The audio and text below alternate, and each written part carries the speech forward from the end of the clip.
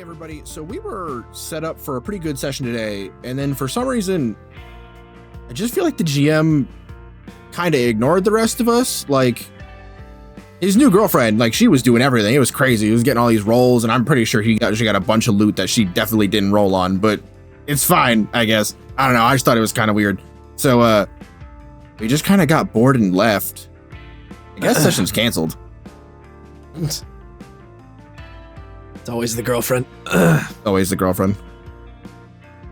JK, I bully my girlfriend in my games. Oh, it's so funny. The amount of times where it's like, so baby, taking another hit.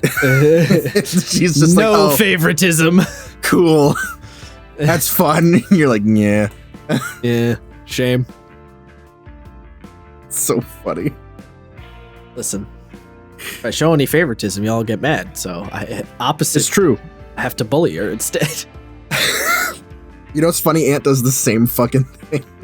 It's a choice. It's a move. Yeah. I was gonna say it's a good solution. I don't know if it's a good solution. It's a solution. Well, it's great, right? Because now Cass has her revenge. She's run the game, and now she's bullied Ant. There you go. It's all come full circle, baby. There you go. Anyway, welcome back to the Sessions Canceled podcast. It's me, Isaiah, and I'm here with Josh. Yep. I'm like choking and dying a little bit. It's fine. I'm holding in a yawn so bad. Took a sip of some drink and it like went down the tube and I'm having a moment. Anyway. Yeah. Well, so today, I had me a think, right? Because on Monday, Fran ran part 2 of what seems to be a 3-parter in the Monster Hearts one-shot that we're doing.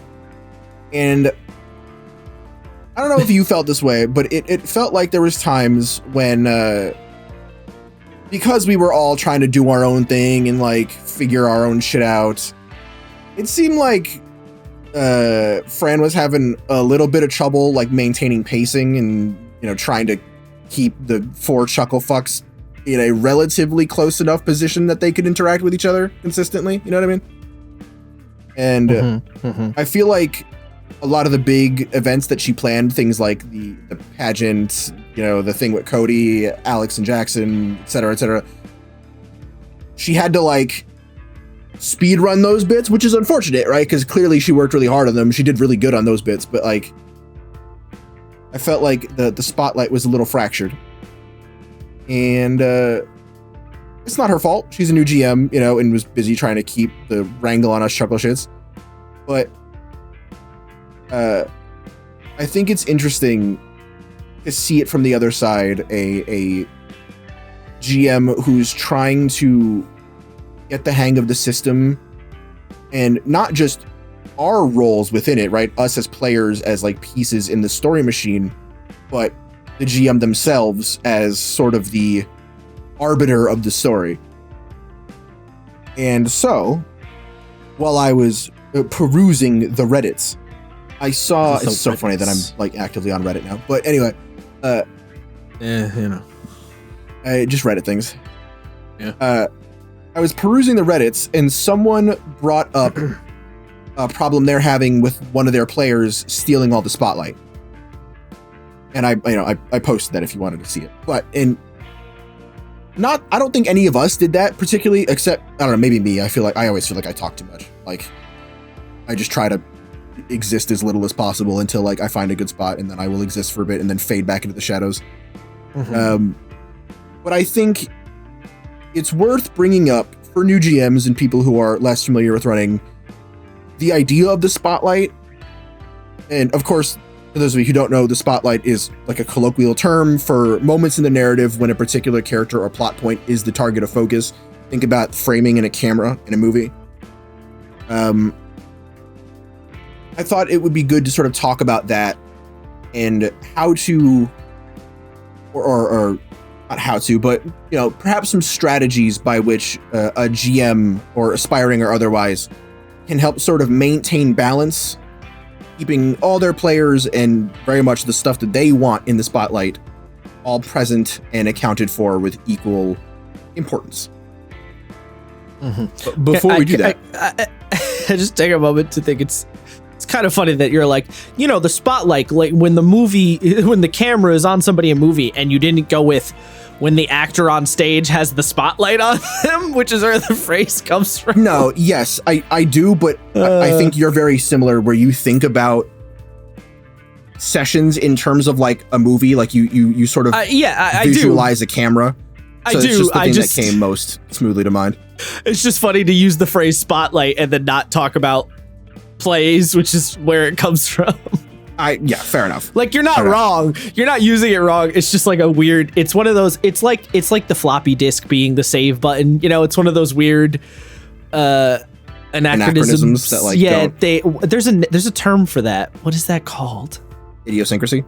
No, there's like a word for an item or a phrase that has maintained usage but has no tie to its original usage. Oh, God, the save button is literally that, right? The save button is a floppy disk, even though we don't use floppy disks anymore. It's like that concept has a word for it. I can't remember what it is. It's just that's kind of what you did with Spotlight. I just thought it was funny. Anyway. But before we get into it, though, please follow us on your podcast platform of choice. Appreciate that. Kisses. And maybe zip on over to our coffee and help feed Brett. We're running out of crumbs. He keeps forgetting to say this, but there's a link in the description. I was gonna fucking get to it this time. All right. Well, too slow. This fucking guy. Yeah. Now, generally speaking, when you're running a tabletop game, it is the player characters themselves that will be taking up the majority of the spotlight. The party itself will always be the general focus, and the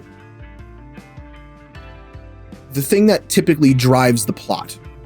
While when characters go off for personal moments or other inter-character dialogues, a lot of that is to advance personal objectives. And that seems kind of self-evident.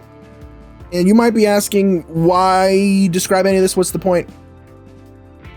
Because I thought it was interesting. That's really it. I just thought it was kind of like a fun thought study to sort of work through. And simply put, because in practice, finding that balance for who holds and shares the spotlight and how long they do it and all that fun shit is a key factor in my greatest and eternal enemy in the running of games, fucking pacing. That thing I can't ever figure out for some reason. And my mission this episode is to discuss the usage of the spotlight, framing, narrative focus, etc., and how to better handle giving each character adequate time. That, to be fair, does not always mean equal time. We'll get into that later, but adequate time. No, it definitely does not mean equal time. In fact, I would say often doesn't mean equal time. Yeah, it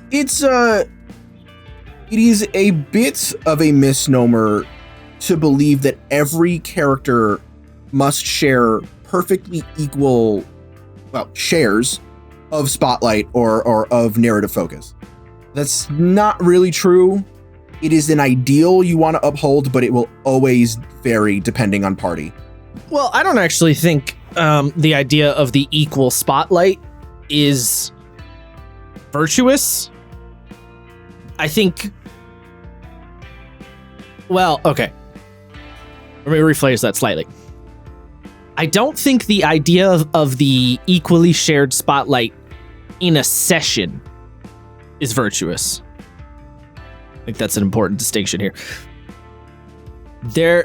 The idea of the spotlight focusing on a particular player/player character for an extended time on a session-by-session basis, I think is fine.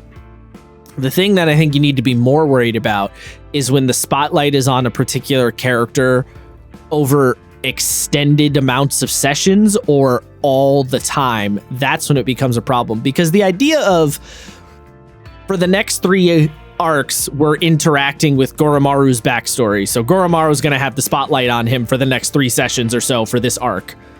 Did I say next 3 arcs? I meant to say next 3 sessions we're focusing on this arc.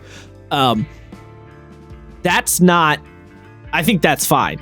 So the idea of trying to make the spotlight perfectly even in that scenario, I don't think is necessarily like a good thing to like strive for. But, okay, we just did Goromaru's backstory for 3 sessions. Now, there should not be another 3 sessions that are also focusing on Goromaru immediately after that. Instead, you should flip to, okay, now we're going to deal with Senna's stuff for 3 sessions, right? I think that is much more important because if you think about it in the context, like you were just saying, of a TV show or a movie, an episode of a show is going to be like, you know, this is the... what's like a good example? Come on, brain. Let's kick it into gear a little bit here. Oh, okay. Here, let's use the Hashira from Demon Slayer. This is kind of a weird one, but it's what came to mind. I don't know. It's where we are. The Entertainment District arc. We're talking about Tenzin. Tenzin's the Hashira of the moment. He's our guy. Tenzin's the dude. We're really focused on Tenzin. After that arc, he becomes a background character. The next arc immediately after, we get Kanoroji and... I always forget Mist Kid's name, even though I like him. Mist Hashira. Anyway, Mist Hashira. I can't think of his name. I don't know why. I'm gonna. It's really not that important, but I'm gonna Google it. Right, the next arc after Tokito. Muichiro Tokito. I knew it was Muichiro Tokito. Anyway. Right, the arc immediately after, we got the Love Hashira and the Miss Hashira are the focus, whereas before it was the Sound Hashira, right? Like, that idea, if you take it in a show context of from arc to arc or episode to episode, you have different characters that are kind of the main character for a little bit. You know, it's a little different in a show, obviously, because TV shows have literally main characters, which we want to avoid in tabletop. But yes, the idea of this player is the main character for this chunk of time, I think is fine. Get what I'm saying? Yes, very much so. And if I just jumped ahead too far in the notes, I'm sorry. I mean, yes, but it's fine. Because it is something I want to bring up. I have different ideas on it, but yeah. Fair enough. Where was I? All right. I think a fundamental aspect of understanding how to utilize narrative focus is really to understand your relationship with it as the GM, right? Because it is, for all intents and purposes, you. You are the camera. You are the mouthpiece by which all information in the campaign is given, not accounting for like minis and maps and shit like that. You are the camera. Yes. And it is just funny phrase. I know what you mean. It's true, right? Phrase. Yeah. Like, no, it's true. It's totally true. It is through a GM setting of scene and creating interactions with characters that the game is played. And yes, there are GM list systems that exist, but for the sake, we're not going to be focusing on. Mostly because we haven't played any of those. It's true. I want to. I really want to play Haunting on Hill House. That seems really fun, but I haven't done that yet. I'm a little iffy on if I have any interest in GM list systems. I'm gonna be honest. I've heard about a couple. I know how a few of them work, and I'm like, maybe.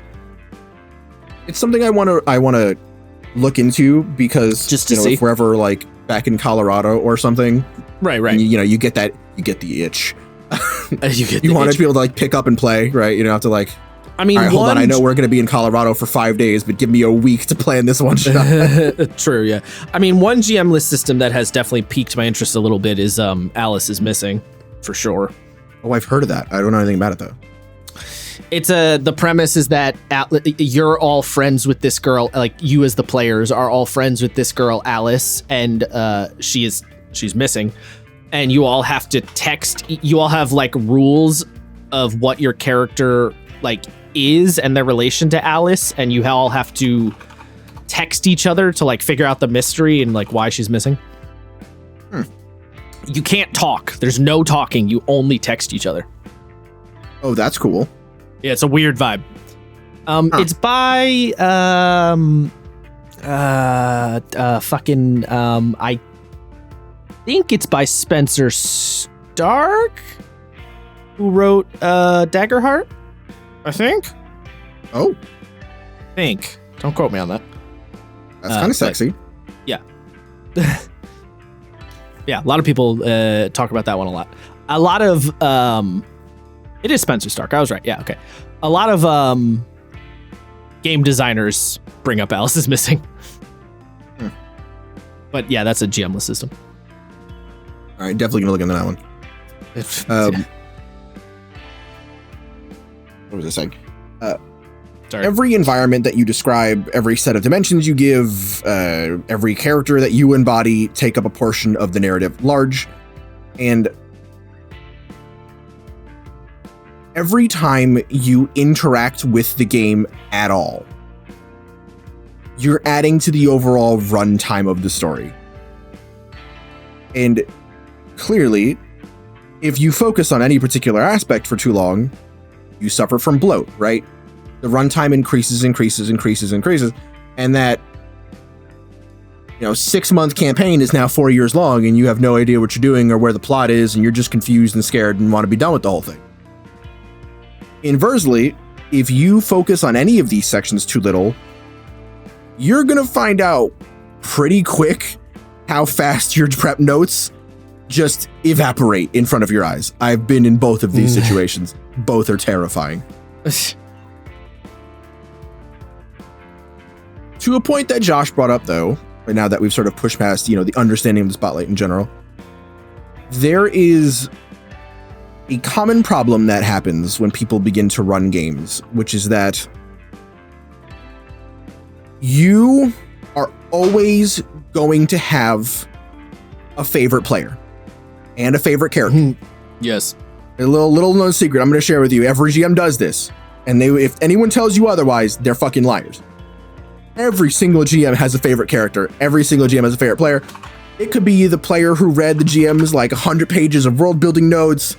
It could be fucking the one person who's the lore, the rules index. You look at that one player and you're like, how does that work again? And they've just memorized the book. It could be the quickest person on the draw when it comes to interacting with the game. That one person that the GM sort of sets up as the de facto plot delivery service, and you can always look at that player and go, all right, so you're going to do the mission, right? And they're going to go like, yep, I'm doing that mission. You go, nice. That's me. And this is also true. It could just be the character that the GM thinks is fucking coolest. That's a tough one. That's a toughie. You're like, fuck, I really like this character's vibe. Shit. And then someone's really excited about their other character, and you're like, yeah.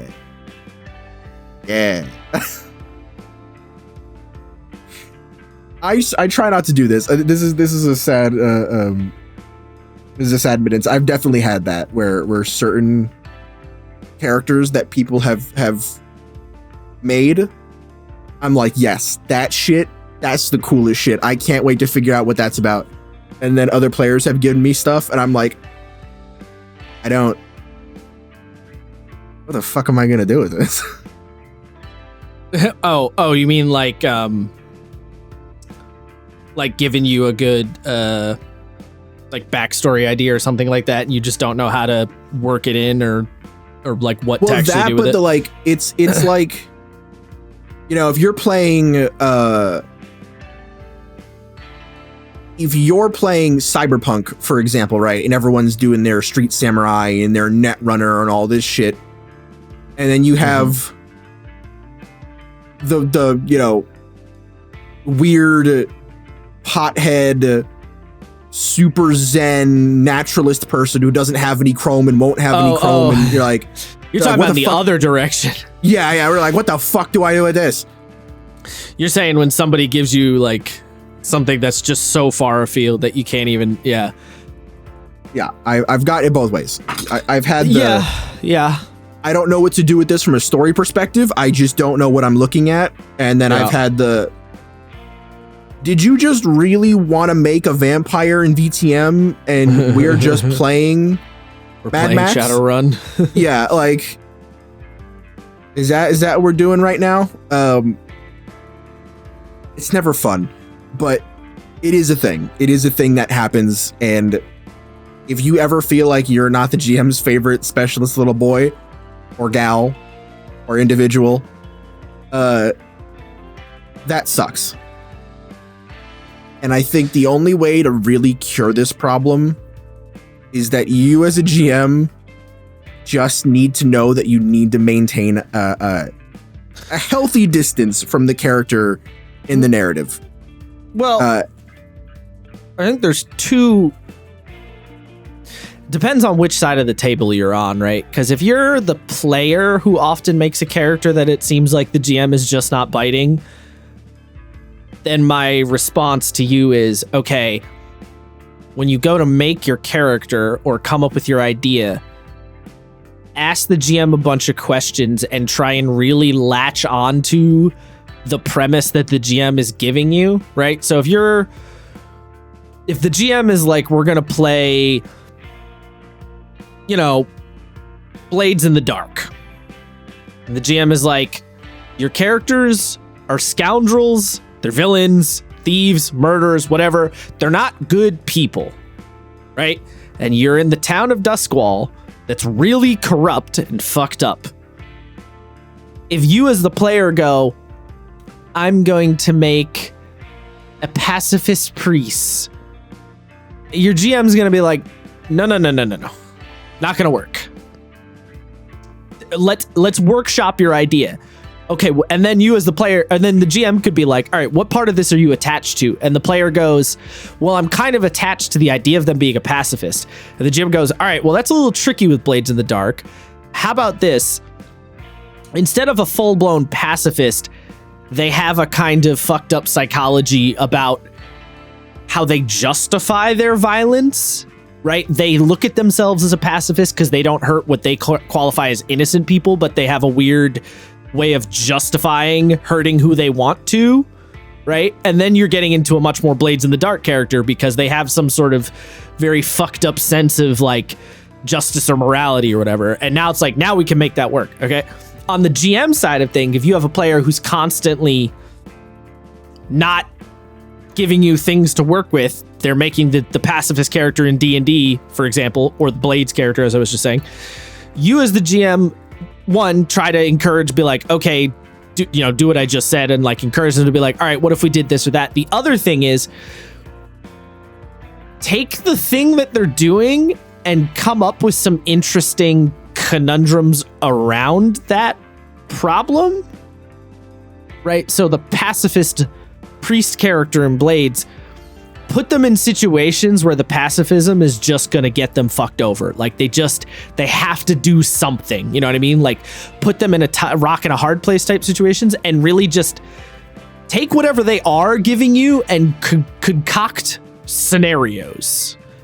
And then hopefully you only have to do that a couple of times until the player then starts to bite themselves a little bit more naturally. You know what I mean? And then it will be easier to move the spotlight onto them more consistently, more naturally.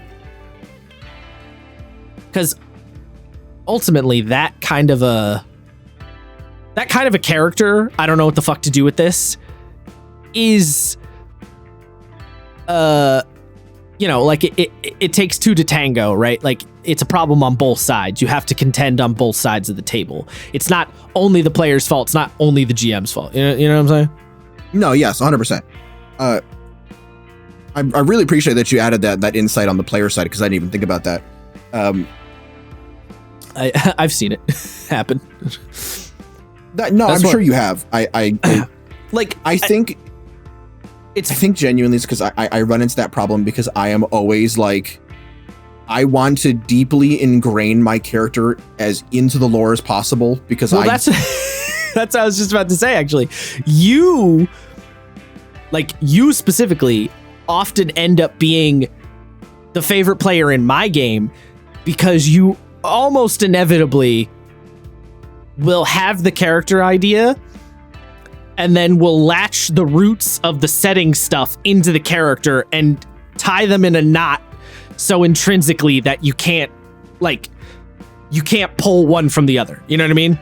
Yeah. Like, and I don't know if you're doing that consciously or that's just kind of like how you think about coming up with characters, but like you always do that. So sometimes I feel bad because I feel like I'm giving you as a player too much attention, but the problem is every time I throw the bait in your direction, you almost always bite because you've made a character that it's really easy to bite with. Well, so here's the thing, and no, I am doing it 100% on purpose because one of the biggest problems I have, and I think this comes partially from my traumatic RPG backstory, where I hate when my character is treated like they don't know what's going on in the setting, right?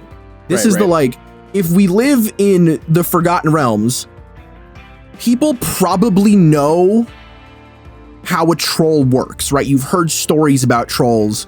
You know, your granddad maybe fought a troll when he was a mercenary working for, what are they called? The Flaming Fists in Baldur's Gate, right? Like, yeah. I would probably know to keep fire on me. Like, I don't have to be a Witcher to know that. I would just be like, oh, it's a troll. Like, fucking, away. You know what I mean? Like, away. So I try to ingrain myself so deeply into the setting. So I, as, I don't particularly think of myself as intelligent, but like someone who knows a little bit about a lot of things can use my natural intelligence to the best of my ability and make it make sense in the narrative, right? Yeah, you're making it so that you as the player and your character feel congruous, and also your player your character feels like they slot in nicely, which, yeah, I mean, most GMs are going to be very happy when you do that. And like, I will try and do a similar thing, not for exactly the same reason. I will do a similar thing where I will try to make sure my character is like latched into the setting or the scenario, or at the very least, it's a character that has the potential to get involved in the situation really easily. You know what I mean? Yeah. But for me, that's just because I want the GM to give me those juicy hooks, like throw me the bait, Like, yeah, I'm just a fucking alligator at the zoo at feeding time with my mouth just wide open, like, now give me chicken. You know what I mean? Just yeah. I get that goofy ass face the alligators make when they're getting fed. Yeah, like the one that they look like they're the happiest person on earth. Yeah, they look so excited. Yeah, it looks like they're literally saying, "Aw, hell yeah." Yeah, exactly that. Yeah. No, yeah. I mean, I get that. I'm like that too. Like, I think a good, as far as a character goes, I will also though try to steer players on the GM. Like, when I'm GMing, I will try to steer players as much as I can in that direction. Like, I don't, you don't want to be too pushy, but I will try to steer because I know it, because it can also feels bad, man, when you make a character that's kind of weird and out of place, and then the GM just like doesn't have anything for you, Yeah, of course. Like, you're just kind of there. When it comes to players, my strategy typically is to figure out what my players know about the setting or genre, and if they don't know anything about it, show them some stuff about it, or find out what they like outside of the genre and find that in. Like, we talked about that, I think, last session, is finding the in. So, like, I know with Sify, right? She kind of, I don't know if she knows this herself, but I think she finds something deeply attractive, narratively speaking, about the, like, what's the word I'm looking for? The exiled prince / princess trope. Intriguing, I think, would be a better word in this case, but yeah, continue. Yeah. Yeah, I say this because her last two characters have been this thing, her Lancer and Hellskip's character. Exiled royalty. Yeah. So I'm like, okay. Disgraced noble. Yeah. I'm like, okay, I think I know what her in is, right? And I was like, okay, well, the character and trade parodies are Dune. I'm watching Dune right now. I can sort of make her a Paul Atreides without all the crazy overpowered bullshit. And the fact that, like, she was cast out of her noble house and I can give her all this stuff. And that, you know, when that started, I was like, okay, well, you know, you'll probably like the character in Trade Baronies. I know you kind of like that vibe. And it was like hook, line, and sinker. When she originally was like, I don't know, maybe like Super Soldier, I'm like, all right, you're thinking too much. Stick with what you know if you don't know a lot. You know what I mean? Right. And yeah, if you're not deeply ingrained in the setting or the genre, then keep it basic level, and then you will get more like invested over time. And you know, it sometimes it's a little bit of a tough conversation. Not to call my girlfriend out, as I so often do, but this is a really good example. For Senna was not her first character idea, or Senna was like a possible character idea, but one of the characters she had was playing like a sentient cat, like a talking cat, like Shalquar from DS2. Yeah, basically. Big fluffy Persian that's like, you smell good. And you're like, yeah, I don't know you very well, cat, but I will do literally anything for you. Right.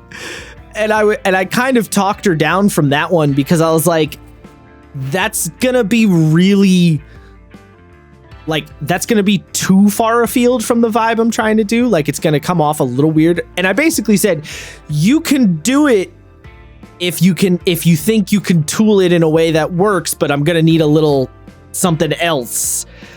And there was definitely the twinge of like disappointment, but she kind of thought about it and was like, all right, well then let me retool my other idea a little bit, and landed on what Senna is now, which I was like, yeah, that'll work. You know what I mean? And she's still playing a weird, because I think, I don't know this part for a fact. Maybe she'll tell me, but I think a little bit of the desire was to just play like a weirdo character in the group, like someone who just sticks out in a funky way. Yep. Which she still is. I am very familiar with those. Yeah, and like she still is that, right? Like she's a plant lady, dryad thing. So she is still the weird character in the group who was born yesterday or whatever. Like she's still hitting that vibe. It's just a little closer to the tone I was shooting for, so she fits just that little bit more snugly in, and I can work with that. You know what I mean? Whereas the talking cat thing, here's the thing: could I have probably figured out ways to make the talking cat work? Sure, but in the way that we had established the setting, and Fabula doesn't have its own setting, right? So we had to set up our own world. It would have been really hard to like justify these random farmer peasants just being cool with the talking cat. You know what I mean? Like, yeah, like there would have been so many scenes of why the fuck is that cat talking to me, and why can that cat cast spells? And that at a certain point that would start to get really annoying. You know what I mean? Oh, okay. So here's my thing for that. When you have situations like that, I am willing to sacrifice a little bit of congruity in the narrative for my own sanity. Sure, like, yeah. In Hellscapes, I made it very clear that mutants, there's like a good amount of them. You know, like if the Wasteland's got a population of like, it could be close to 10,000, there's probably a couple hundred like mutants and like animal people combined.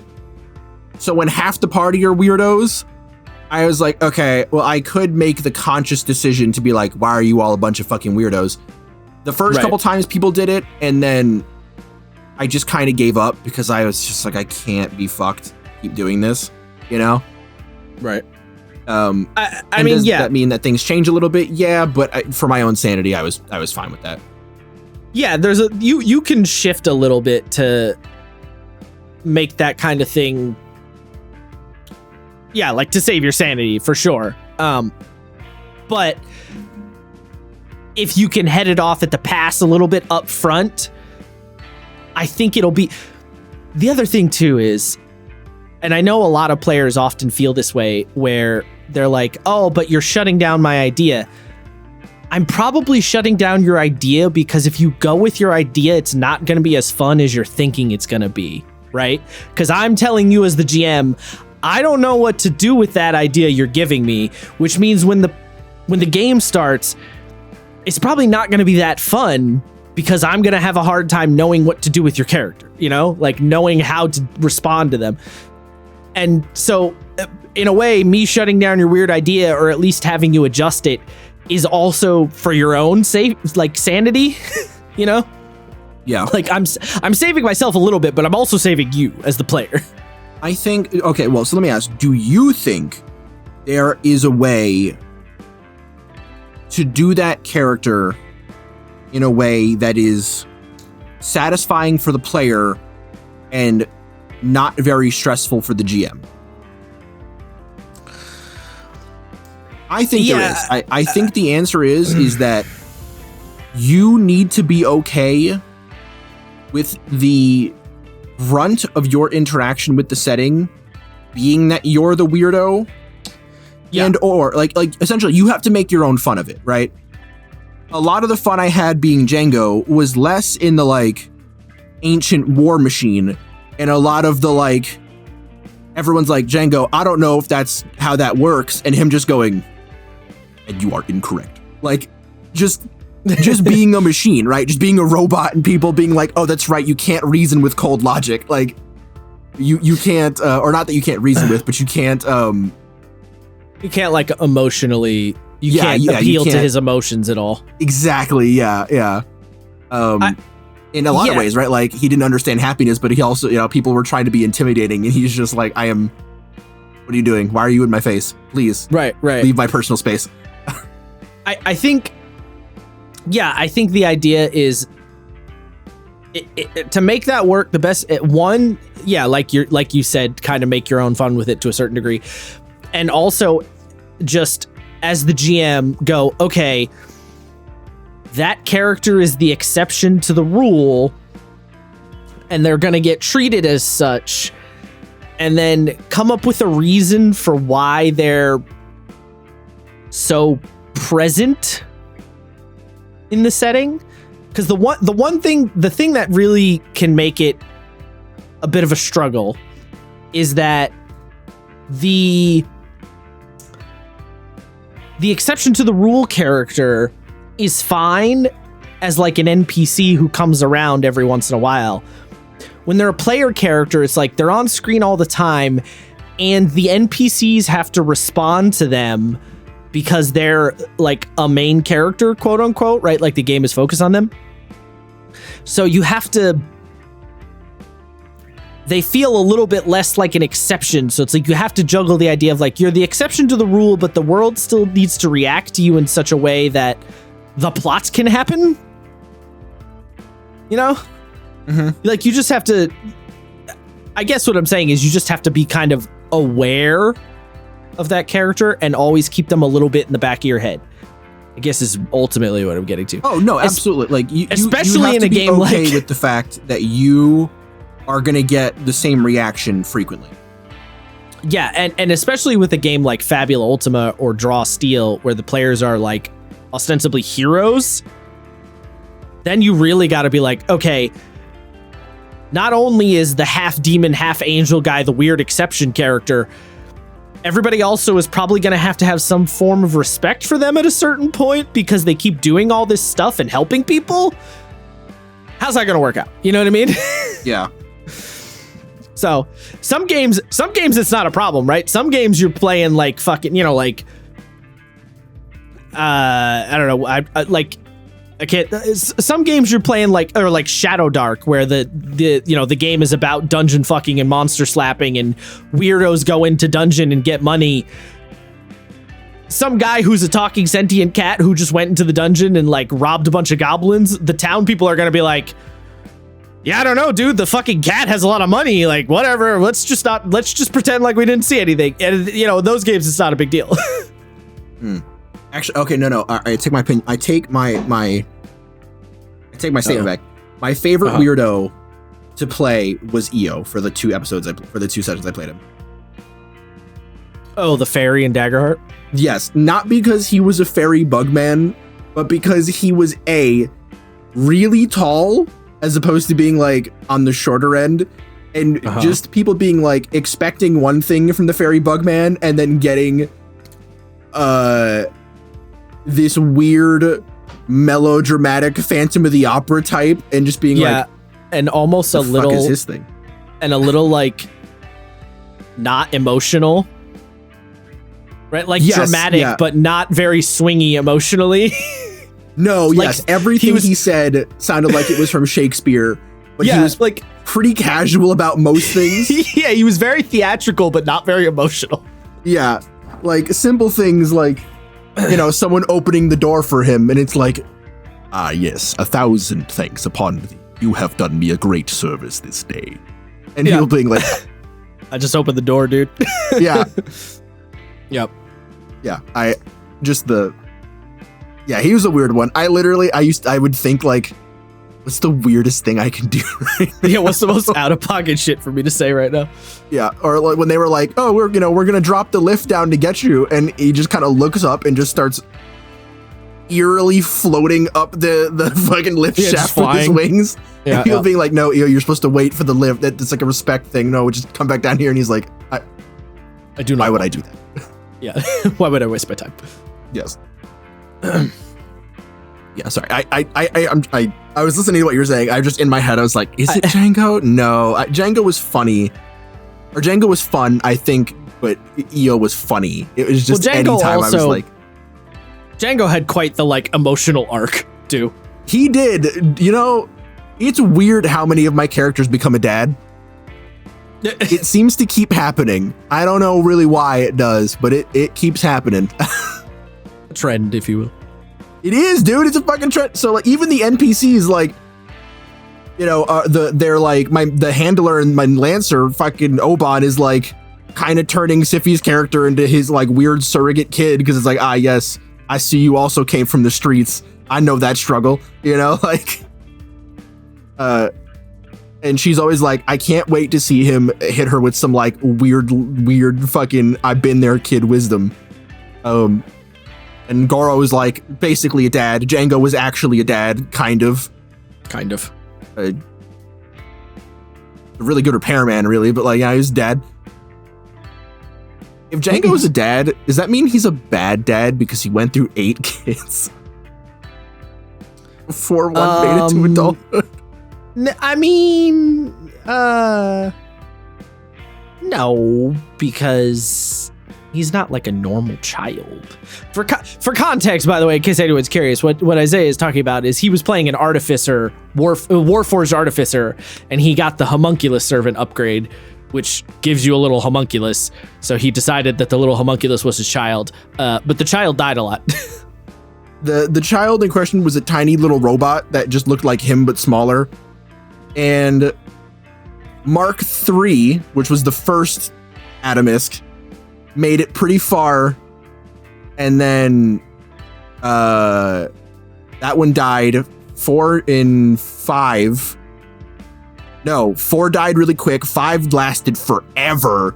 6 and 7 died pretty much one session after the other, and then 8 was the one that brought it to the end. Honestly, I don't remember. I just remember 5 being the one that stuck around the longest, like over a year, and I was like, no, he's doing pretty good. And then that one dragon was like, no more of this. I was genuinely sad when we lost Mark V. I was like, no. It's like when you lost your horse in Conan for the first time and you're like, dude, no, I can't do it. So mad. So mad. Oh my god, we're so off topic. All right. Yes. Yeah. Where was I? Yes. As a GM, it's good for you to keep a healthy distance from characters. Like, you can like a character, you can engage with the player, you can brainstorm, you can have your fun, like, what if conversations, but you really have to keep in your mind that character is not the main character. They are a player character amongst a party of player characters, and they might have more development than the others, but that means that you have to take the extra step to make sure that the other players feel, maybe not just as developed, but close. That being said, that doesn't mean that you can't build fun moments for specific characters, or like follow a character on their plot line to, I don't know, avenge their family and take back their hometown from a vampire and a necromancer lady with your trusty demon gun and your weird smoke demon best buddy and gaggle at chuckle shits. Is that a reference to something? Yeah, Critical Role. Okay, yeah. I don't know why that one missed me for a second. Interesting. Okay, that one, I literally wrote that example down in my notes, almost word for word. And I figured that's the one where you're like, yes. It also is like low-key the best arc campaign one. Low-key, high-key. Yeah, that's fair. That's an example of what I was talking about, though, right? Like the spotlight was on Percy for quite a while, but eventually did shift away from him. It was, and this is, I think, the other really important thing about that part with Percy, and as the next part of this example, it does mean that that character story does not go off in some random direction and stay there. Everything going on with the Briarwoods was tied into the main story, right? They were working for Vecna. Other characters' origins became situationally relevant to deal with the shit with Vecna, or with the Briarwoods, right? Yeah. Maybe like a character's fencing master was killed in a duel with the evil king's top general, right? And then the swordmaster player character is like, well, they killed, his minion killed my master, so I will help you get revenge, right? Maybe the demon that cursed the character's family mysteriously goes missing, and the only one with information is the warlock's patron. There's a bunch of ways to keep the party active as participants in another player's backstory and not just the side character in a random ass hero's journey.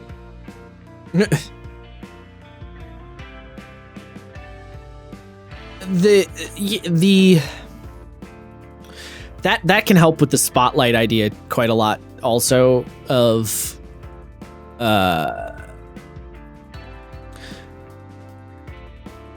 all right, well, I'm gonna have to invoke the Dark Cobel, but he had a very good point when he said this forever ago. He said one of the best things you can do when a player hands you their big long 3-page backstory is take all of the proper nouns out of the backstory and then throw the rest of that shit in the garbage. He's like, because ultimately, what you as the GM can actually work with when it comes to a player's backstory, because a backstory is stuff that already happened, right? So the only things that matter to you as the GM for what's going to happen are the proper nouns, which means, if mom and dad got named in the backstory, use that. If the sister is referenced, use the sister. If the evil general that they had a duel with is referenced and is still alive, use the evil general, right? The Briarwoods are the proper nouns in Percy's backstory. Use that. And then reintegrate it to whatever you have planned. And then by taking the proper nouns and integrating them into the campaign itself, it becomes very easy to then bounce that spotlight around from character to character to character because you've integrated. You planned ahead and made sure that characters are going to have that spotlight arc because all right, when we get to here, this is going to be, in relation to Grog's uncle, right? Grog's uncle is going to be relevant here. I know where this is going to fit in. This is where Grog's spotlight is going to happen. Boom, bang, boom. Right? It becomes a lot easier to do the spotlight dance if you take those proper nouns from the backstories and actually work them in ahead of time. I think it's worth mentioning that it's also not that hard usually. No, it's not. And that might, to people who don't quite understand, that might sound bad, like take only these things and throw the rest out. It's kind of a joke, but yeah. No, yeah, but it's hard to understate that at the end of the day, a lot of that stuff is fluff because it kind of has to be. Well, it's, right? Again, it's a backstory is stuff that already happened, right? Right. But so in the case of, a character being like, yes, my mother was a seamstress and my father was a mercenary, but they are divorced now. It's like, okay. That means I can't really use them in tandem, right? Yeah. Yeah, maybe when you meet the father, it's like, oh, how's mom doing? And you're like, But that's about it. That's not a lot of substance, right? I can't form a deep, complex backstory about, I can, but yeah, there's not a lot to work with to tie that into the main narrative when it's like, oh yeah, hey guys, I need you to help me rescue my mom. Why? Well, my dad and my mom divorced a while back, and then they were kidnapped by bandits who hate my dad. Yep. Like, yeah, the players will help you because they as players are like, this is clearly important to you, but like, there's kind of this idea of like, why the fuck is this our problem? You know what I mean? Right. Yeah. Yeah. Why do we care? Yeah. So it sounds worse than it is. Like I've read all my characters' 12-page backstories, and I use the bits that I think are important or that fit, more seamlessly into the narrative that I'm like, building as we play. And then the rest of it becomes effectively kind of like when you're playing Oblivion, right? And you find the books in the setting. You'll find information from the character's 12 pages that could be helpful, right? In a conversation, it's the like, what's my mother's name? We keep bringing up Critical Role, but it's the what's my mother's name, right? That's a really important line in the character's personal story that characters don't know his mother's name. Right. But that wasn't like Matt didn't do anything with that. That was a thing for Sam as Scanlan to use with the party. And well, for Sam and by Sam. For Sam, by Sam, for Sam to use. I guarantee you, assuming that he did have this written down, if Matt had not brought up his character's mom, if Sam had not brought up Scanlan's mom, Matt would have never done anything with it. Yeah, it's just kind of how it shakes out, Yeah. Because, as the GM, you can, for starters, you can only do so many things, right? Like there's only so much shit you can put on the plate. Yes. But also it's a backstory, it's stuff that happened, and some of it's going to be fluff. Like if Scanlan's mom as a character is not that relevant to him, like not that relevant to how he is in the campaign, then the GM doesn't really need to do anything with it, Yeah. Obviously, again, if a player's like, I want this thing to come up, that's a different story, right? There's an expectation there, and you're like, okay, I'll see what I can do. And even then, if it's really out there, it might not come up. You know what I mean? Like, it might not. But if they ask you, I'm sure you can figure it out. Here's the thing. If I know you as the player want it and are going to react to it in some fashion, then I can go out of my way to make it work. But if I don't, a lot of the reason that backstory gets ignored is because I, as the GM, might bring up something from your backstory and you might not really respond or do anything with it. And then I did work for nothing, That, yeah. Well, but if you tell me, if you're asking me, then I know you're probably going to respond and do something with it. Then I can do the extra work for that spotlight moment. To a point, I think. Like, for example, when we were doing Avernus, Cardell's first character, Teshin, was from Jesus, Japan. The D&D equivalent of Japan. If he was like, I really want to go there, you're like, dude, yeah, that'd be a tough sell. We're going to Avernus. Like, where are we going to have the time to do that? Yeah, he did not actually ask for that, but that's just an example. At some point you just can't accommodate that. You're like, look, I can try to have it come up more, but we're doing a pre-written campaign. We're not going to have a whole section of this campaign. There's a degree of there's a degree of reasonable expectation for sure. I mean, also, I think if you're doing a pre-written campaign, you have to just accept that if you do not tie your character intrinsically into the story of the pre-written campaign, then they might not get that much attention because there's a good chance it's a pre-written campaign. Like that's just kind of how that goes. Yeah. We're sort of assuming homebrew campaign in this scenario. Yes. Or at least I mostly am. Because pre-writtens often bring their own can of worms. Now, when it comes to the question of, or the problem of, I'm a GM, I'm running my games, I feel like my characters are unhappy with the pacing or how their characters are representative for the spotlight or representatives in the spotlight. The ultimate solution to this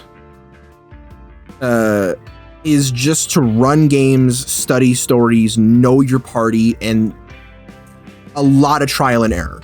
You're not going to get it right. I've been doing this for 6 years. I haven't gotten it right yet. It's a work in progress. The thing you were pointing out with the Monster Hearts game, I think some of the problem that Sareth was having there was less about the spotlighting and more of a pacing thing. I think spotlighting is maybe it's an part of is a factor in the greater whole that is pacing. Yes. And yeah, like I said, main thing is just trial and error. Just keep working at it. You'll get better at it with time. I think Josh is way better at it than I am, certainly. You want the trick? Please regale me. Just keep booting them in the ass. Yeah, I mean that's a part of it for sure. That's like honestly, like, I want to extrapolate it slightly. When any time where I feel like there's a moment of players meandering or not knowing how to push themselves forward or not knowing exactly what to do next, you as the GM just boot them in the ass. Just kick them and say, all right, next thing. We're doing the next thing. Like, no, don't ask any questions. Just say, all right, next scene. Like a director does with the actors, right? The director doesn't say to his actors, all right, guys, are we ready to shoot the next scene? Are we good to go? There's like, all right, we're doing the next scene. It's a fucking job. We're doing the thing. We're working, people. Let's go. Right? Like, it's kind of just that. You're like, I got a schedule to keep. We got shit to do. I want to get to this thing that I prepped. Fucking let's roll, people. That is honestly one of my main tricks. Fair enough. Not the only one, granted, but it's one of my big ones. And as part of that, I figured I would share some solutions that I have seen or used or, were recommended to me. Like, that's a good one. Just, not requesting the progression, but just sort of just implementing move things forward. It's the Orcs attack idea. Yeah, I mean, I definitely do that in my games. If there's a lull, I ask people like, all right, does anybody want to do anything? Going once, going twice, sold. All right, we're moving on. Yeah, see, I don't even ask anymore. Fair enough. One that Matt actually recommended to me, and I am trying to implement it more, is scene times, like scene timers. Effectively, you create a set time frame that players can speak or interact with one another, with either each other or other NPCs, and you try to maintain that pacing throughout the session. Typically, it's about 15 or 20 minutes, and you have to let the players know when a scene is dragging. Don't just cut them off. Just like, they could be having this really heartfelt I love you speech going on, and you're like, all right, moving on. Like, don't do that. But if that I love you speech is hitting 25 minutes, be like, hey guys, I really love what's going on right now, but we're dragging a little bit. Can we keep the ball rolling? Yeah, let's keep the ball rolling a little bit. That communication is always relevant. I sort of do that, I would say. I don't set a time, but I will watch the clock, and I will how do I phrase it? I will feel out the I'll vibe check the players. Like, I don't really know how to phrase what I mean. Like, I'll watch the clock, but I will also see how the players are responding to each other while they're doing something like that. And if the momentum of the responses is keeping a pace, and a pace meaning like they're responding. Basically, if they're doing a scene and it feels like a natural conversation you would have in real life is still happening, then I'll let it keep rolling. If it feels like it's getting to the point where they're having to force the response and think a little too much about what their character would say, then I will start eyeing the time and being like, all right, how long have we been doing this? All right, should I nudge it along? Probably. You know what I mean? That's a big one. I kind of use circles. Yeah, it's not even necessarily circles. It's like there's a different tone when a character or when a player is talking in character and it's very clear that the player knows exactly how their character is going to respond, and they say it and they talk like they're having a real life conversation, then I don't want to stop it. As soon as it gets to the point where the player is now starting to step out of character a little bit and contemplating the response, then I know that it's starting to lose momentum. Because generally, especially if you've been playing your character for a while, right? If it's session 15, you probably do know how your character would respond as long as the conversation is making sense and keeping pace. You probably have a response that you're going to say naturally that makes sense in character. As soon as you have to start kind of thinking about it, that probably means it's going in an awkward direction, because generally players at a certain point get pretty in tune with the character they're playing and know how they were going to respond most of the time. You'll have moments, of course, where you as a player will respond in a way that makes sense to you, the player, but maybe doesn't make sense to the character. That will happen from time to time just by sheer, you're just a human being and you're just responding how you would respond in real life. That will happen. But most of the time, players are pretty good at locking into that character mentality when they're doing that kind of a scene, especially when it's the kind of players that want to do a scene like this, right? If you have the beer and pretzels dungeon fucking players, that's a different story, because they're probably not that interested in getting into their characters' heads. When we have a game like our Fabula campaign, I know that all of you guys are in your character's head like 90% of the time, so the flow is there. You know what I'm saying?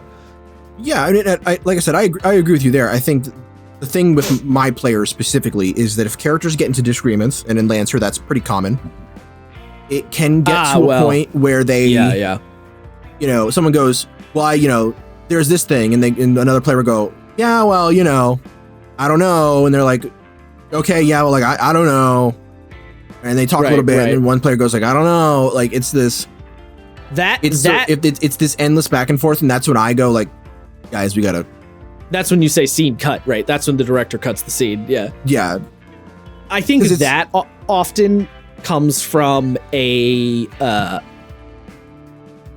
like, I know what it's the argument about the what to do kind of thing. I feel like that happens a lot because players have started to slip away from what can we or can't we do in the world, what makes sense, what doesn't, you know what I mean? Where, especially if they're trying to figure out, this is why the mission debriefing, the meme about we spent 4 hours planning a mission and didn't actually do the mission. That's why that happens, because players are like, all right, what can we do? What can't we do? Because ultimately we're dealing with an imagination space, right? So everyone's brain is thinking of a slightly different thing and what would or would not make sense. That's kind of like what you're talking about. I feel like is somewhat of an extension of that when they get into the argument and it's not, they don't know the full parameters of the argument they're making because it's not the real world, right? that or ideals, like characters arguing over ideals in the same way that people argue over ideals and can't agree. Yeah.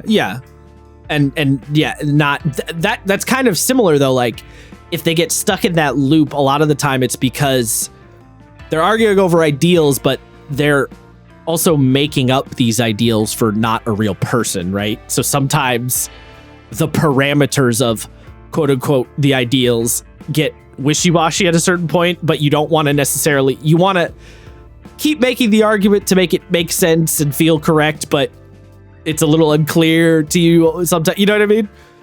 Yeah, I can see what you're saying. Like you're envisioning a character, whereas, for an author who's writing something, you have that space to really nail down like what is this character's ideals and what is the world I'm setting up. You know what I mean? Mm-hmm. It's a symptom of the genre, or it's a symptom of the medium itself is kind of what I'm getting at. Like that weird argument loop.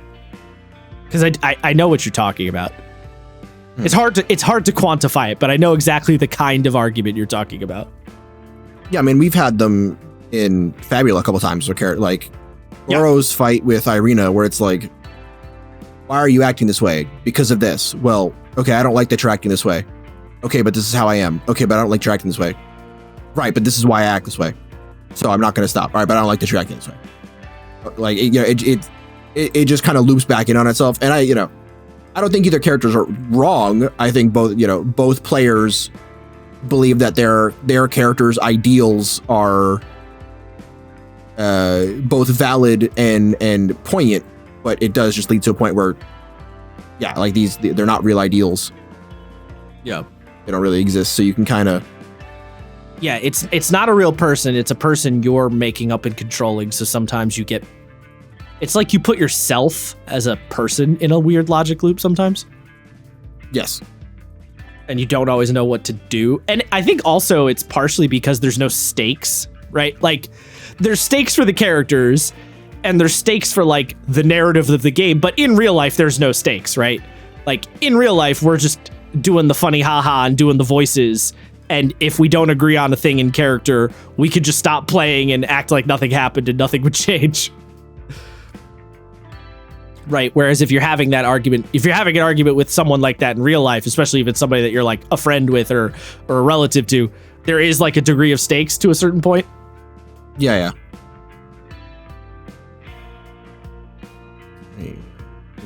Oh, yes.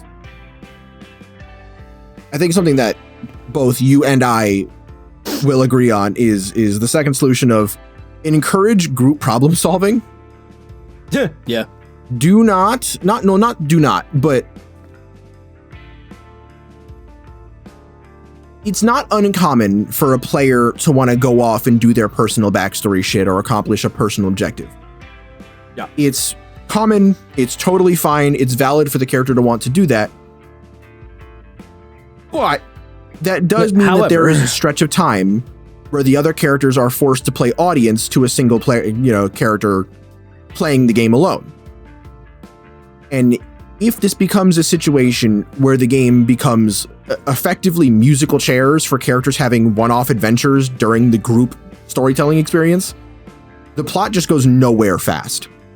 I have had this problem plenty of times where characters want to go off and do their own thing.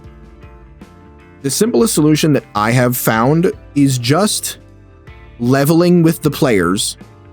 And even if it doesn't really make sense that they would do this in character, maybe they don't know each other well enough yet, anything, you just ask them, hey, can you try to keep going off on your own to a minimum?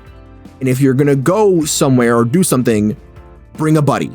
Because at the very least, then there's another player there who's doing a thing that they want to do or trying to accomplish a goal that they're trying to accomplish while you're doing the same. And it does make things a little weird, like I said, when I did it with the... Oh no, I just forgot what I was talking about. Like characters not seeing a talking cat and just not mentioning how weird it really is. Mm-hmm. You do sacrifice a little bit of congruity when the Wizard's Tower is conveniently right next door to the Thieves Guild. But, you lose a few things chasing a dream. I mean, you can often justify it pretty easily too. You can, but in the situations where you can't, it be that way sometimes, I mean, yeah. I feel like more often than not, even if it's a little contrived, you can still whip up something that makes enough sense. You know what I mean? Yeah, it's not impossible. Like a little contrivance ain't gonna kill anybody. No, not at all. The next one, and Josh is the bigger proponent of this than I am. Well, actually, I just wanted to say too, the encourage group problem solving idea. I think it's also just, this is why you want to make characters that want to be a part of a team, right? Because then even if it's a situation where it's really only one player's problem or one character's problem, if you have player characters that are team players, team oriented, then the paladin is like, I need to go on this quest to retrieve the magic blade, and everyone's like, all right, man, we'll help you, we got this, like, we'll just come with you, it's fine, like, even though it doesn't matter for us, like, we'll just come and help you because like you're a homie, like we got this, just lead the way, you know what I mean? Like, that's why you want to have that kind of character for a tabletop game. That's why you kind of need that kind of vibe. Or even if you don't have a character who's necessarily like a team homie, find a way to kind of make them self-justify it in their own head, right? Like, the rogue is like, I don't really want to help the fucking paladin, but if the party ditches me for 3 days, there's a bounty on my head. I might be in trouble. I'm probably safer with the Chucklefuck Brigade, so I guess I'll go with them. You know what I mean? Like, always have those kind of things in your back pocket, and then on the GM side of things, always encourage that behavior, right? Right, yeah. Or even just make it part of the quest itself. If the paladin needs to go collect their family's blade from the ancient lake, just say to the players, the ancient lake is infested with monsters. If the paladin goes by himself, he's just gonna die. You know what I mean? Like, just be like, you have to help him or he's fucked. Yeah. Right? That kind of vibe. This also does loop back into what we were saying before with, you know, oh, I have to find out where this demon is because it cursed my family. And then the warlock's patron shows up and is like, oh, that guy?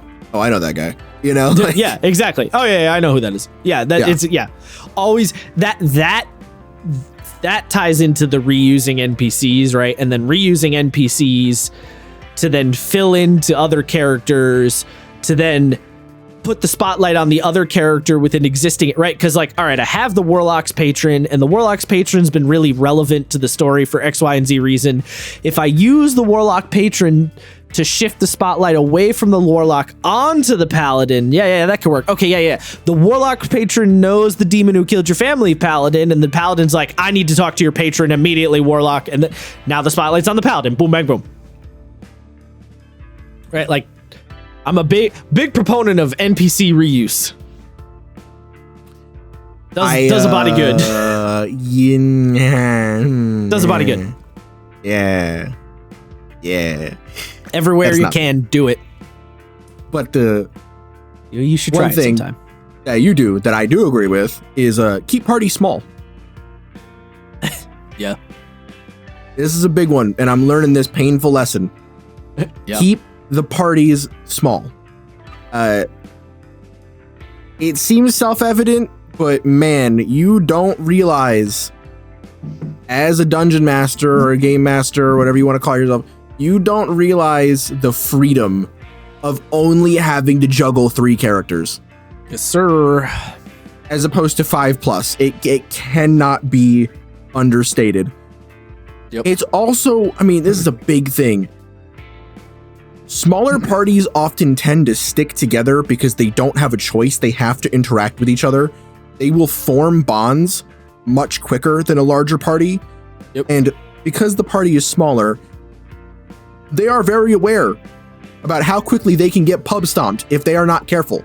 Well, the characters are going to be more tightly entwined no matter what, because if you have, 7 players, it's really easy for 2 characters to get attached to each other and not the other 5, right? Because the other 5 can go talk amongst themselves. It's like when you go to a party at somebody's house, inevitably what ends up happening is people split off into like groups of 3 or groups of pairs or maybe a group of 4, right? Like everyone kind of sections off to their little bits and bobs, and then you bounce between each other from time to time, but you generally kind of section off. And it's because you as a human being can just only juggle so many people, right? And then, the host tries to bounce around the most, and the host in this scenario is the GM, but you could still only juggle so many people. And the smaller party is just going to intertwine themselves with each other naturally and more easily. And, it's just like, it's easier to split your attention 3 ways than 5, like just mathematically. You know what I mean? Like it is. It's just one of those things. I'm doing 5 right now, and 5 is exponentially easier than 6, but 3 is exponentially easier than 5. Exactly. And people will say, well, you miss out on some things. There's an argument to be made that a bigger group has certain pros to it, but I don't know. At least for my money, the pros of the bigger group, or the cons of the bigger group, outweigh the pros. and the smaller group just I like those pros better, you know? Like, Yeah. that's just kind of how I be feeling. Some games make it a little difficult, right? Some games are kind of balanced around the 4 to 5 to 6 range. And in those scenarios, you have to kind of consider, you know, do you want to adjust the math? Do you want to deal with it? What do you want to do? You know, but yeah, if the game allows for 3, it's like, it's a good number. Yeah, it's pretty attractive. It's a good number. It's a good number. It's also worth pointing out, and I feel like people don't, there's a tendency to not think about this because people often think of GM and players, right? But if you're just counting people, if you have 3 players and 1 GM, you have 4 people. And 4 people, just in general, in any interaction, like in real life, 4 people is a good interactive number, right? Like if you're sitting at a table, you going out to a restaurant, 4, right? You, your girlfriend, your buddy, his girlfriend. That's a good, easy number to bounce around, talk to everybody evenly, make eye contact. You know, you don't need a giant table. You don't need to ask somebody to pass you something down, 3 people deep or whatever. You know, it's an easy, good, interactive number. So when you have 3 players, you're operating with a 4-person group. It's like there's a natural. You're tapping into human psychology a little bit is what I'm getting at. Yeah. I say that because I know people have a tendency to only count the players and not count the GM in that equation. You know?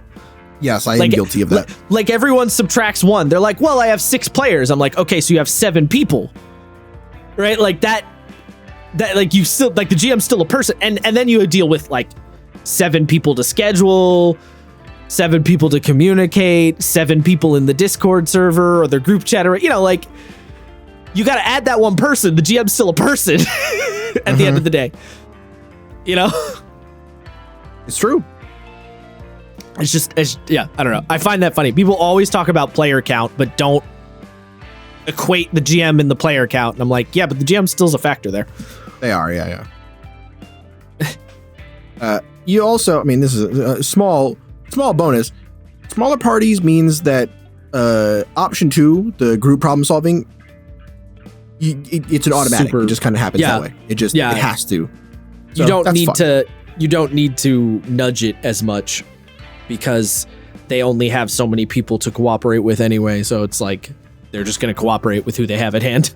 Yes, and they're also going to have to try to cover as many bases as they can. This is also generally why I'm a proponent for less NPCs than more, for kind of the same reason. If you have less NPCs that you're juggling, the players have less like allies to go to when they have a problem, which means they're more likely to go to like the same character or the same couple of characters, and then they'll get a rapport and you'll get a better idea of who that character is, and maybe they'll learn more about the character. So that big backstory you wrote up for the NPC, like team leader or whatever, or organization leader, will actually be relevant because they don't have that many other characters to go to.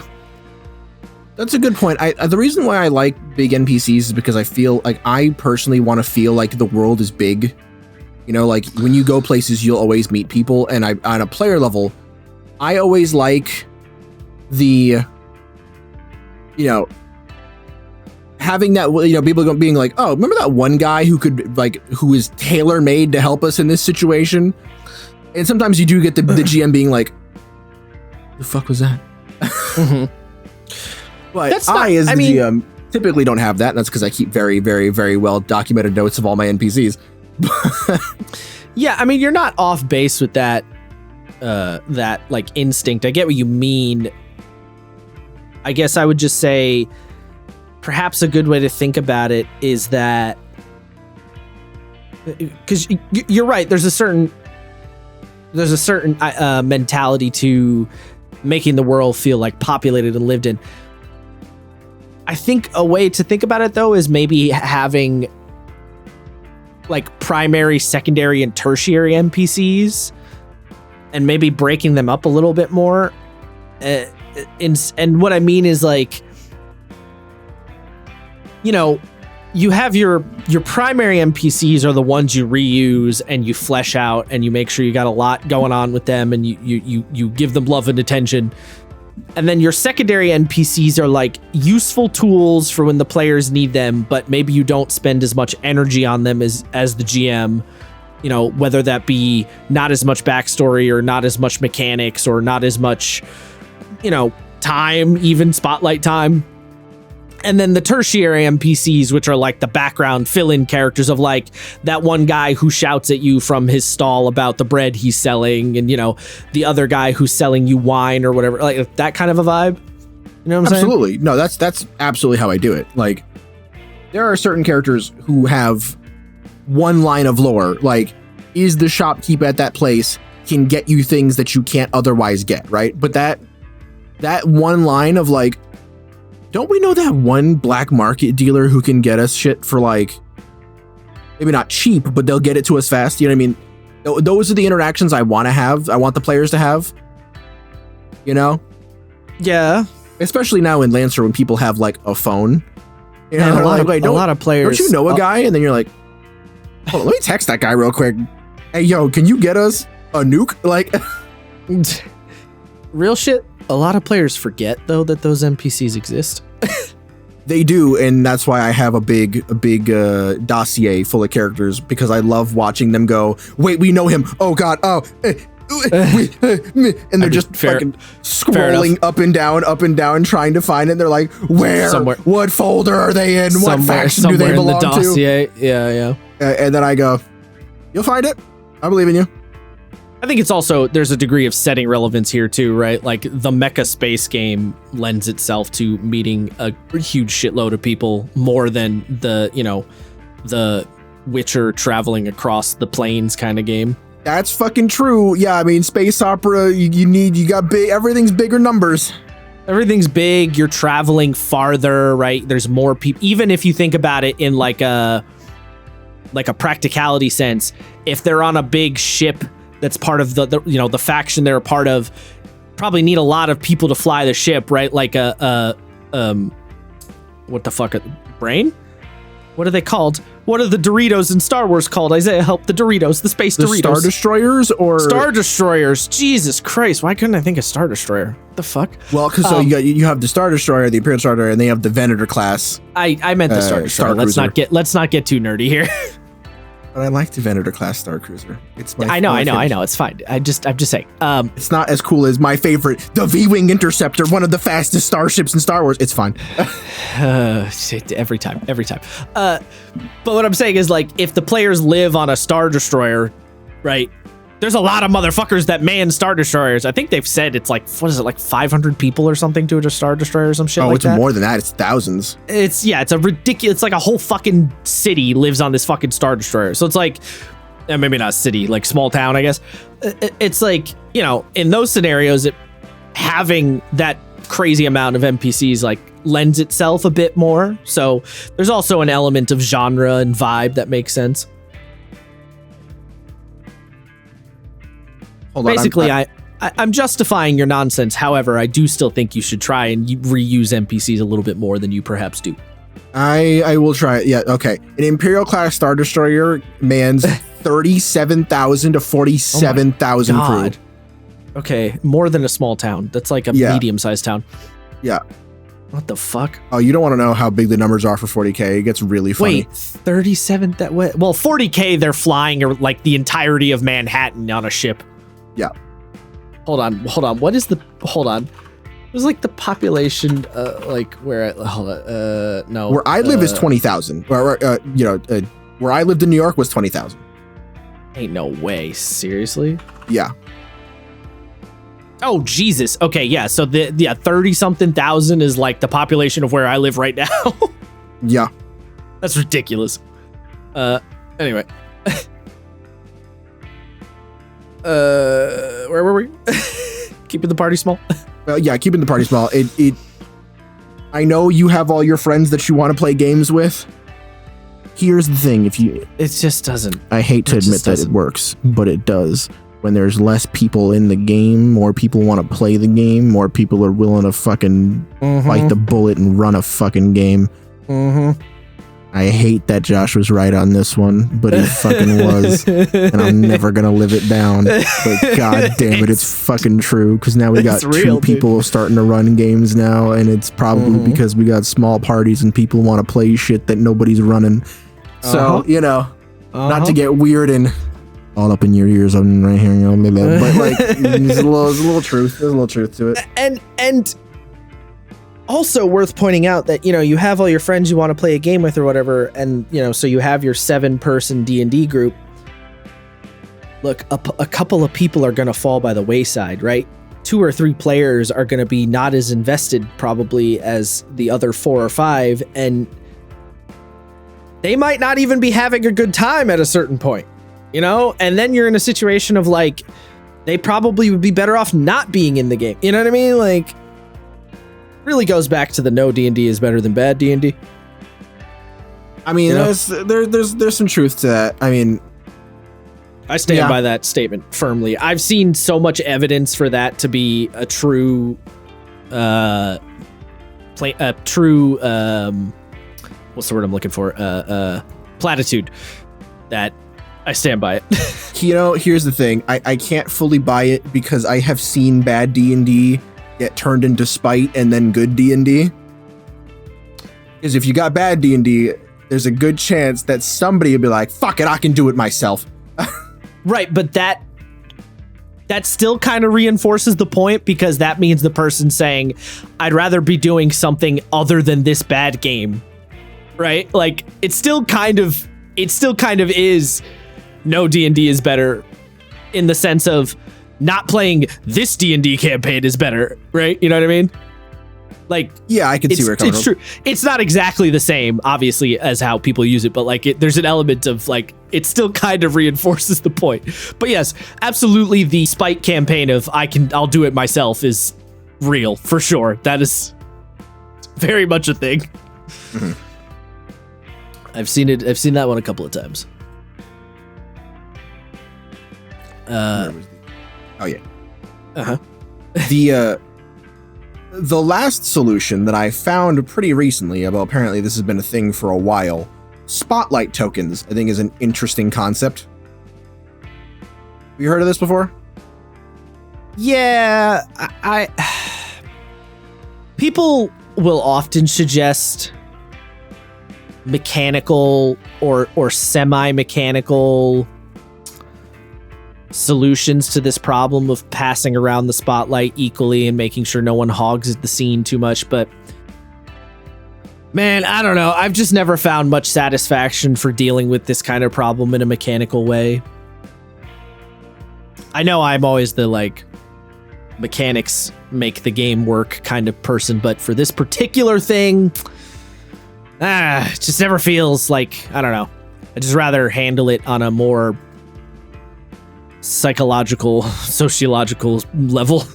Look, I totally get you. I just thought it was interesting and felt like it was valid enough to share. So to those of you who might not know, spotlight tokens are effectively a soft currency that each player is given at the start of session. Anytime a player chooses to interact with the narrative or share the spotlight with another character, you pay for it with a spotlight token. And you get to do whatever you're doing, finish the scene, however long it takes.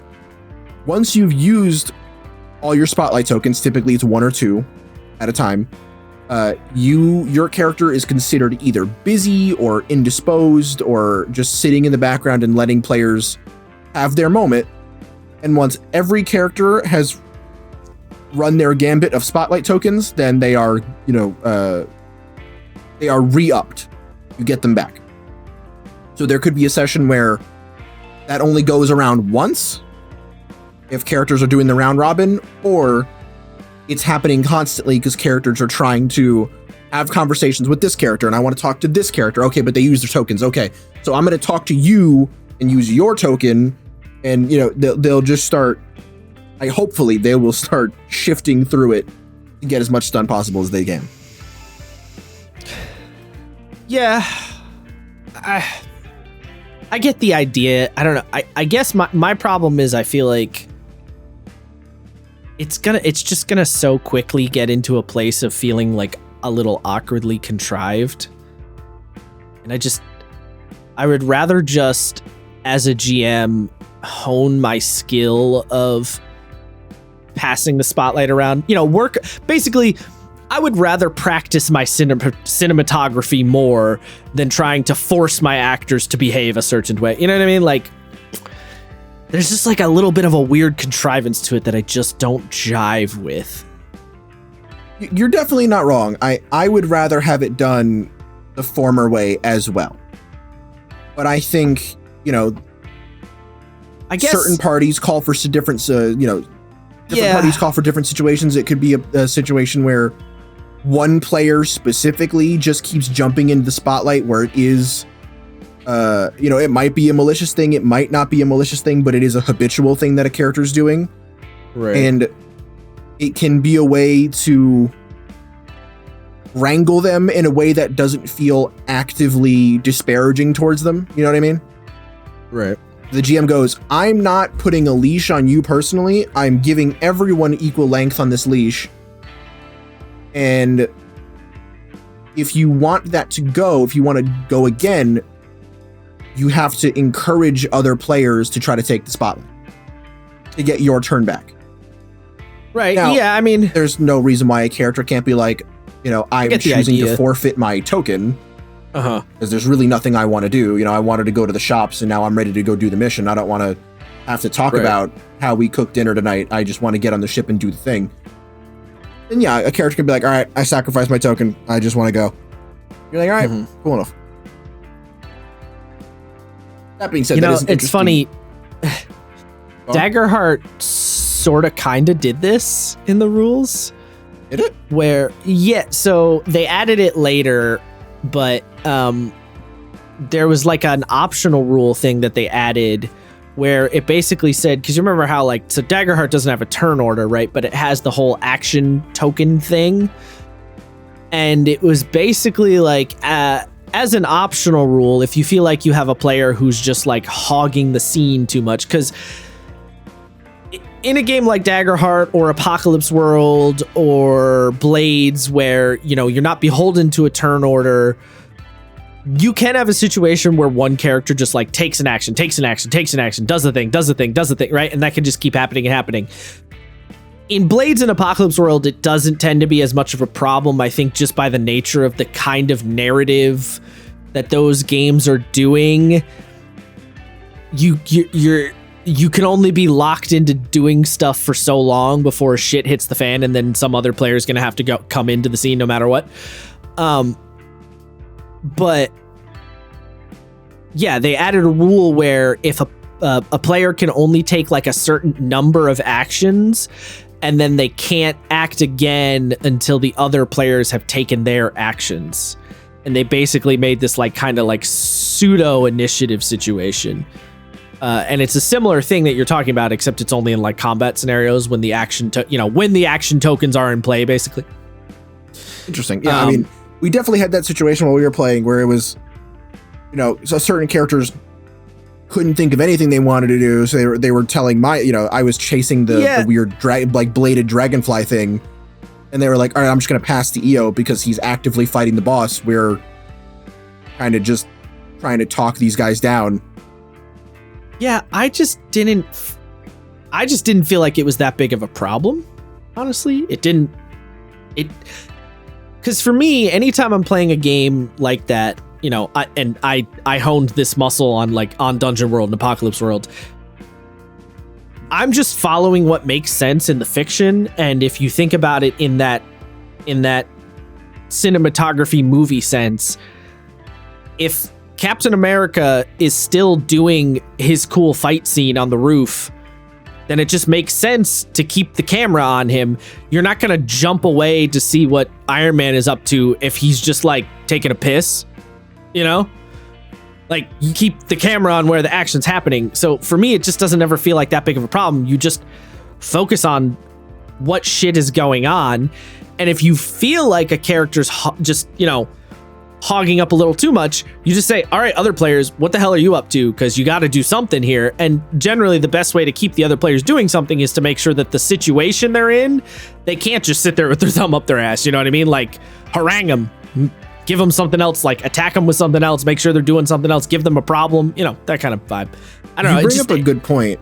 Just never felt like an issue to me, I guess. And I had this thought while we were playing on Monday, is I feel like, not that she knew to do this, not that anyone told her to do this, but I think Fran would have had an easier time just pointing out where our characters were, right? Like the situation where we were like, oh, you know, you're like, oh, I'm looking for Nico. Where's Nico? And then she would go, you know, she'd look at me and go, well, where is Nico? I think she would have been valid, and I wouldn't have been upset if you're like, oh, if she went, okay, Henna, you're looking for Nico, and because there's no like perception checks, right? You can go, oh, you think you spot him over in that direction, right? Because we're in an open field, like people are walking around. It's not crazy to assume that you're like, all right, where is that fucking guy? Oh, is that him over there? All right, yeah, I'm gonna go get his ass. You know what I mean?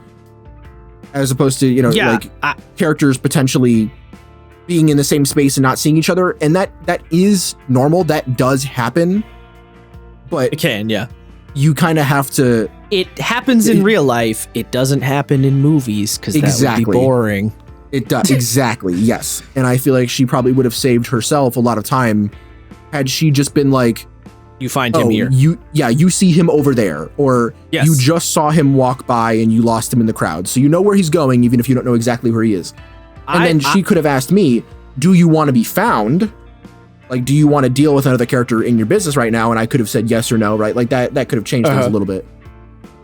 I mean, yeah, I literally, any situation like that where a player is like, I'm looking for this other character, you know, or this other player, I will just say, cool, other player, you're currently doing X, Y, and Z when player A walks up walks up to come talk to you. How do you respond?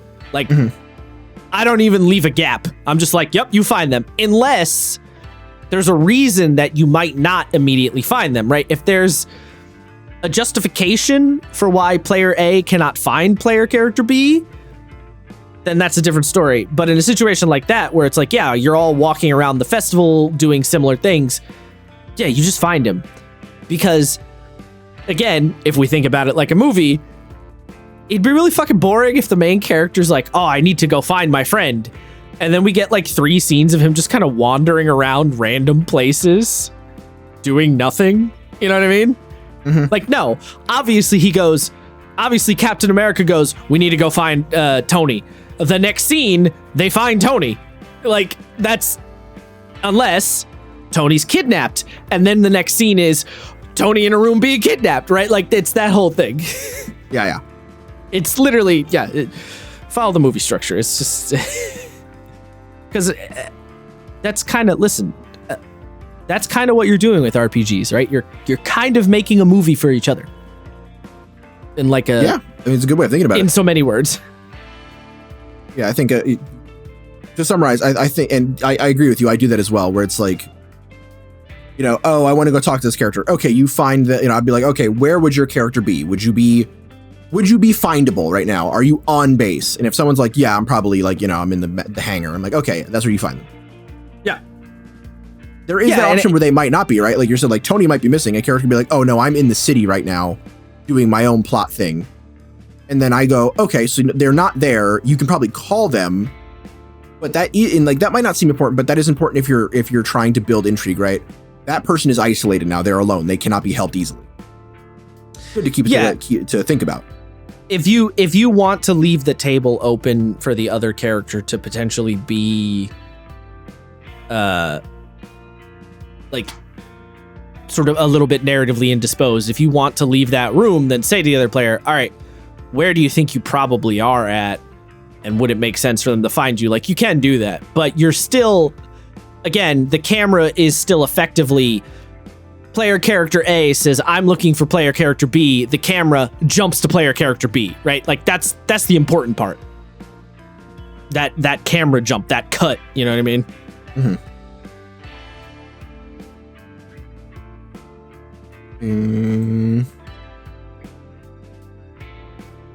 Yeah. Okay. Sorry, I didn't mean to. I'm listening. We're at the end. Yep. And it's something that you brought up earlier before. You could have a situation where some players, just don't want to be in the spotlight.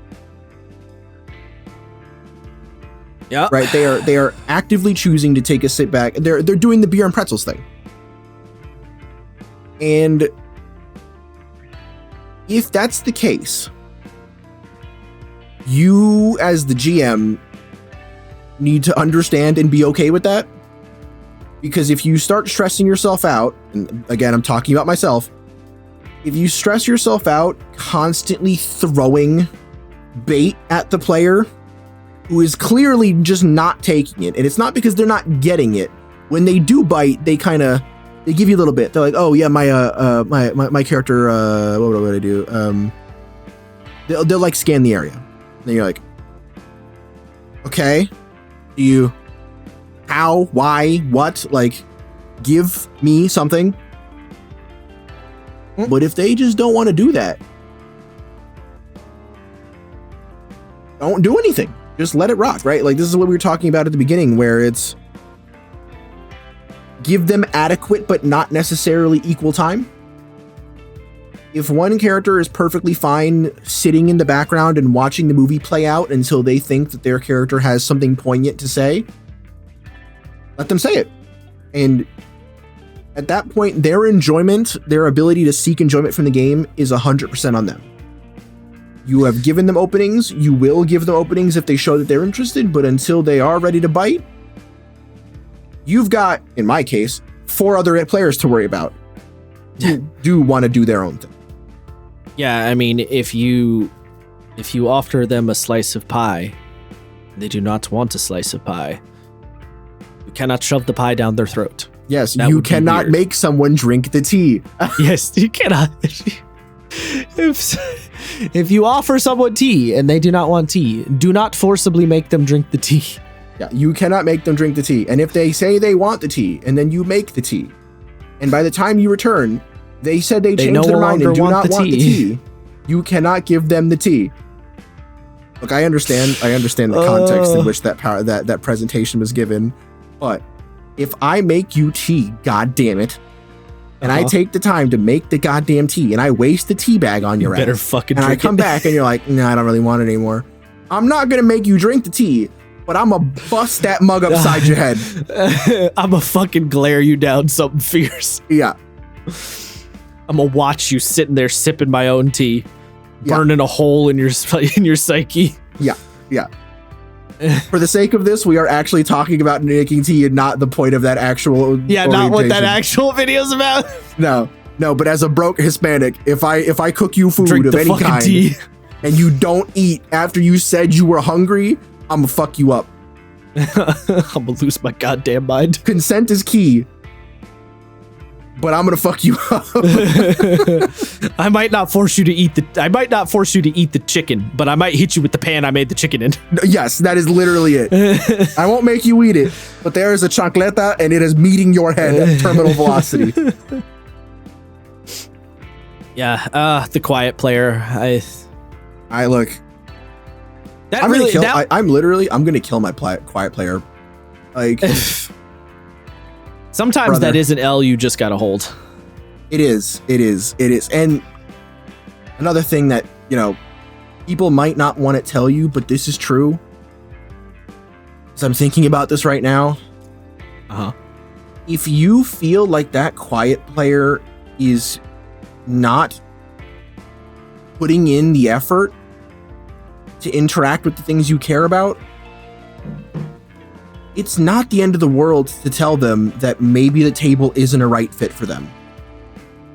Yeah. That can happen. And that sucks to hear, and it sucks to say. But also, worth pointing out, they could be not necessarily reacting in the way you're expecting, but are absorbing everything passively. You know what I mean? No, yes, that's true. That can happen. And that is almost certainly what's happening with my player. But given the fact that they do not participate as much as the other characters, they are primarily passive, and this is really the clincher. They have a nasty habit of not showing up to session. Ah, well, that's a little. Or giving me very little notice that they're not showing up to session. It be one of them things. And unfortunately, they are typically the passive player is often a problem player in that regard because it's a casual thing for them, right? Right. Typically, if you have a character like me who is like doing my thing and deeply ingraining myself in the story, that player will often be the one who's like showing up to every session because they've put the work in and they care enough. Yeah. Like they've put effort in, you've put effort in. It's like a mutual understanding thing there. Yeah. Yeah. It is unfortunately true that typically the passive casual players are ones who are a little more, shall we say, what's the word? Help me out here. Frustrating. That's a good word. I was going to say a little truant in their session attendance, shall we say. Yeah. But again, also, like, if they're not truant, but they're still the really passive, quiet player, they still might be like on the vibes, you know, like they still might be loving it. So if you gotta check. Yes, you gotta kind of see. You cannot just have a passive player, or you should not have a passive player, and then just go, well, they're not interested, I'm just going to kick them from the game. That is not at all what I'm advocating for. But there is a point where if the passive player, if you're like if the passivity gets to a point where it is distracting for you, it's slipping your sanity. Yeah, then it is your table. You know, you have the right to politely ask them to step away. Yeah. And if they look at you and go, no, I don't want to go away. I'm having fun here. I'm really doing my thing. If they show enthusiasm for that game, then go, okay, that's fine. I would ask that you try to put a little bit more of a foot forward, right? Like, ultimately, this whole episode is just another one of the 18 trillion fucking ways that a personality on the internet tells you to talk to your players. Always comes back to that point, don't it? It does, yeah, but this is a big one. Talk to your players. Just try it. It'll probably go better than you think. That's the funny thing. Yeah, it often does go better than expected. Yeah, look, it's a pain in the ass. You don't want to do it. I don't want to do it. I've had to do it several times, and each time I get fucking annoyed. But more often than not, it does yield better results. Do you got any closing thoughts?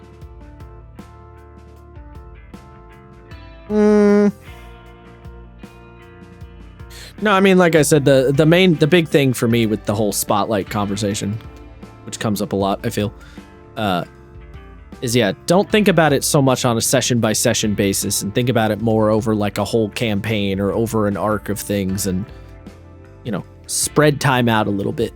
One episode is this guy's episode, another episode's this guy's episode number 3 is this girl's episode. Like, that's a natural flow of things.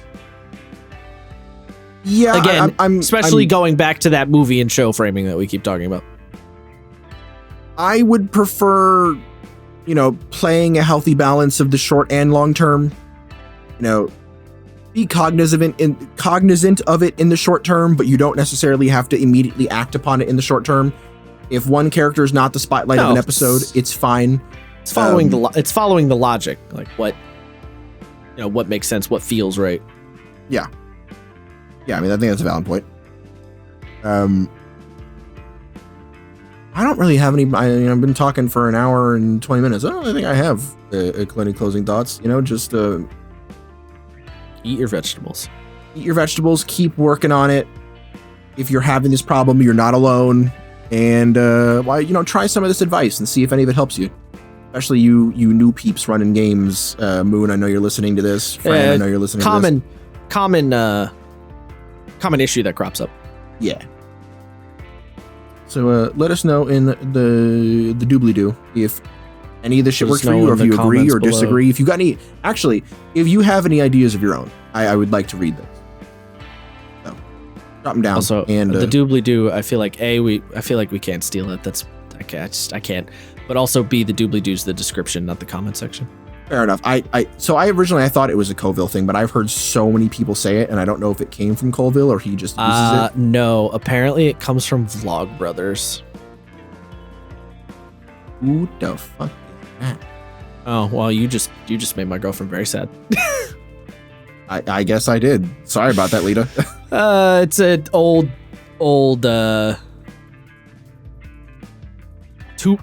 You know John Green, who wrote Fault in Our Stars? Yes. Yeah, he's one of the two brothers in question. Oh. Yeah. There's a whole story behind that, but yeah. Behind them, I should say. Okay. Old YouTube channel. Very old.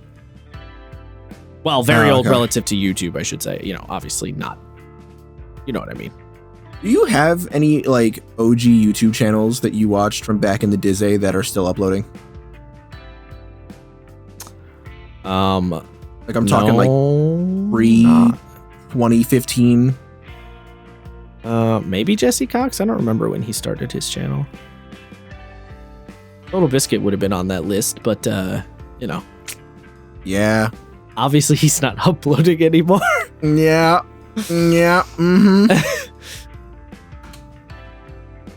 Let me hold on. I'm gonna take a quick look. I have any of those? Why are we doing this, sir? What are you doing? Because I'm curious. Like I'm curious. Give me a second. Let me just. Oh God, no, I don't think I have any from like at least pre-20. Game Grumps, I guess, but like I don't really follow them. I just Game Grumps, yeah. I've just not unsubbed them. I have a terrible habit of not unsubbing people. I've got like maybe 200 something subs in my YouTube, and just a bunch of them don't upload anymore. I think I like to keep it as like a memory capsule. Anyway. Yeah. Yeah, that's been us. Follow us on the social medias if you please. And I don't know, eat your vegetables, be gay, do crime. Be gay, do crime. And I was gonna say something that got me mad today. I'm not bringing that fucking negativity anymore. Peace, motherfuckers. I'm out.